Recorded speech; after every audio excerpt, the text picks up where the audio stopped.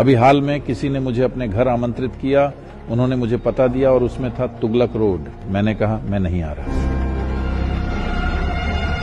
उसने 90 लाख किताबें जलाईं। उन्होंने 8 से 10 हजार भिक्षुओं को जिंदा जला दिया। 70 हजार कुर्ग मारे गए।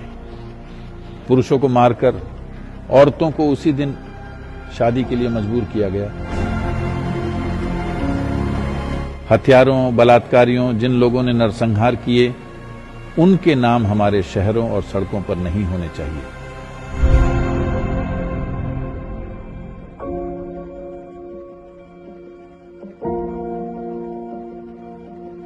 क्या आप निकट भविष्य में हिंदू जागृति देख रहे हैं या इसमें कितना समय लगेगा? मैं हिंदू शब्द का प्रयोग करने के बजाय सनातन शब्द का प्रयोग करना बेहतर समझूंगा, क्योंकि सनातन का मतलब शाश्वत होता है। कोई भी चीज तब तक शाश्वत नहीं हो सकती जब तक वह समावेशी न हो। तो जब हम सनातन कहते हैं, हम एक शाश्वत धर्म की बात करते हैं। धर्म का मतलब कोई रिलीजन नहीं है। दुर्भाग्य से यह शब्द इस तरह प्रचलित हो गया है। धर्म का मतलब रिलीजन नहीं है, धर्म का मतलब नियम है, एक शाश्वत नियम। आप शाश्वत नियमों तक कैसे पहुंचते हैं? कल्पना से नहीं, रूढ़ी से नहीं, ध्यान देकर, बाय ऑब्जर्वेशन, बल्कि अवलोकन और अनुभूति से आप सृष्टि के साथ तालमेल बिठाते हैं। सिर्फ वही सनातन हो सकता है। तो हम जो हैं उसका यही मूल तत्व है। दुर्भाग्यवश अधिकांश हिंदू आबादी को यह बात नहीं बताई गई है। बहुत से हिंदू बात करते हैं, हमारी अपनी किताब है, हम किसी किताब से नहीं टपके हैं। आप जानते हैं, हमने बहुत सी किताबें लिखी हैं, हजारों की संख्या में। ये जब खिलजी, उसका नाम क्या है? बख्तियार खिलजी। बख्तियार खिलजी आया, एक यूनिवर्सिटी, नालंदा यूनिवर्सिटी को उसने जला दिया। यह अनुमान लगाया जाता है कि उसने 90 लाख किताबें जलाईं। 500-600 साल पहले 90 लाख किताबें, दुनिया में कहीं भी 90 लाख किताबें नहीं थीं, कहीं पर भी। और वे 6 महीने तक जलती रही। यही कहा जाता है। कुछ लोग कहते हैं 12 महीने तक, आप 6 महीने कह रहे हैं, इससे कोई फर्क नहीं पड़ता। तब पेट्रोलियम नहीं था, तो यह संभव है कि उसमें 6 महीने या 12 महीने लगे। उससे भी ज्यादा उन्होंने भिक्षुओं को जिंदा जला दिया, क्योंकि उनमें से अधिकांश एक एक किताब का पाठ कर सकते थे। तो उन्हें लगा कि किताबें आपके भीतर जिंदा रहेंगी, तो उन्होंने उन्हें भी जिंदा जला दिया। तो अविश्वसनीय चीज यह है कि आधुनिक भारत में उस इलाके को बख्तियारपुर का नाम दिया गया है। यह एक चीज है जो हमें जरूर करनी चाहिए। विक्रम, आपको इस पर एक किताब लिखनी ही चाहिए। औरंगजेब स्ट्रीट है, औरंगाबाद, 60 से अधिक औरंगाबाद हैं। बख्तियारपुर है, कुतुब मीनार है। एक आदमी जिसने हिंदू और जैन मंदिरों को दूषित किया और उनसे एक स्मारक बनाया। जाहिर है टीपू सुल्तान भी है, जिसने बहुत भयावह काम किए थे। टीपू सुल्तान ने 4 लाख से ज्यादा हिंदुओं को जबरन इस्लाम में कन्वर्ट किया था, सिर्फ मालाबार इलाके में। पुरुषों को मार डाला गया। कहते हैं एक इतिहास जो उसके अपने बेटे ने सही माना है, इसका मतलब ये असली है। वे गर्व से दावा करते हैं कि उसने कम से कम 10,000 हिंदुओं को मार डाला और पुरुष मार दिए गए। महिलाओं को उनके पति की मृत्यु के दिन ही शादी करने के लिए मजबूर किया गया। नहीं मानने पर उनके गुप्तांगों में गर्म लोहा डाल दिया जाता था।